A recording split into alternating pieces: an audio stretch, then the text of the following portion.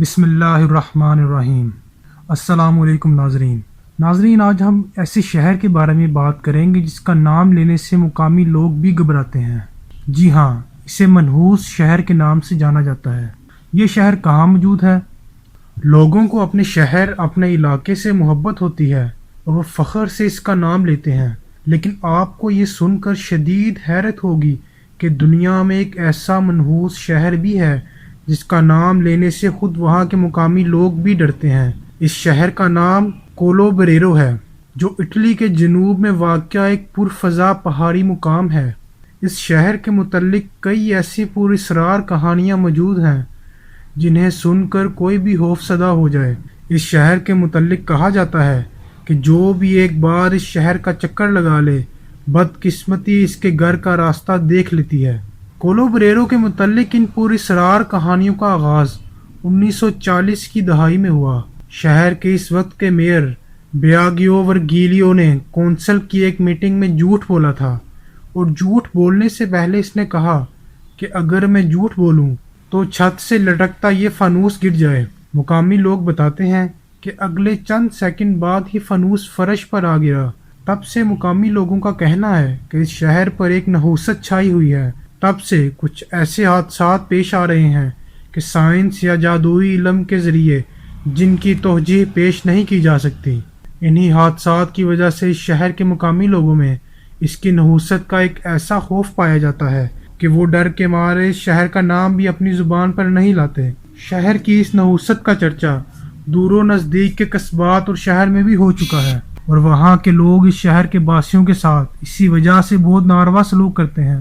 ایک مقامی شخص نے بتایا کہ وہ روزگار کے لیے دوسرے قریبی شہر چلا گیا۔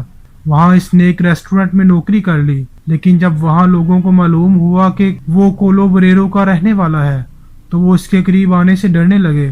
وہ اس کے ساتھ ایسا سلوک کرنے لگے جیسے اسے کوئی چھوت کی بیماری ہو۔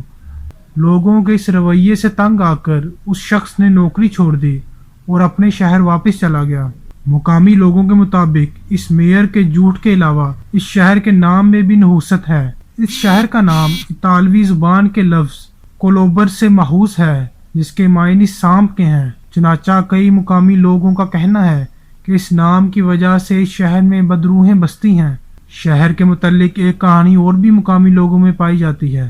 لوگوں کا کہنا ہے کہ اس شہر میں بے شمار جادوگرنیاں رہتی تھیں جو بدروحوں اور نحوست وغیرہ کا علاج کرتی تھیں۔ وہ نمک، کوئلہ اور پانی ملا کر ایسے شخص کے ماتھے پر لگاتی جو نحوست کا شکار ہوتا تھا۔ اس کا بچا ہوا پانی کسی چوراہے پر پھینک دیا جاتا، اور جو اگلا شخص اس چوراہے سے گزرتا اس کے متعلق خیال کر لیا جاتا کہ وہ نحوست زدہ ہو گیا ہے۔ اب وہ جادوگرنیاں تو نہیں رہیں، لیکن لوگوں کا خیال ہے کہ ان کے جادو کی نحوست اب بھی شہر میں موجود ہے۔ ان جادوگر خواتین کے متعلق بھی مقامی لوگوں میں خوف پایا جاتا ہے، اور چند بہادر لوگ ہی ان جادوگرنیوں کے متعلق بات کرتے ہیں، ورنہ باقی آبادی ان کا نام بھی زبان پر لانے سے ڈرتی ہے۔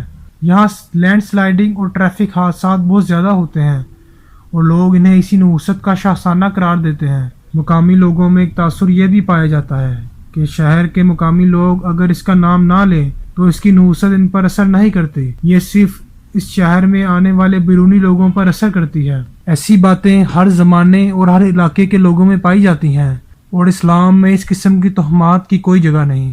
جزاکم اللہ احسن الجزا۔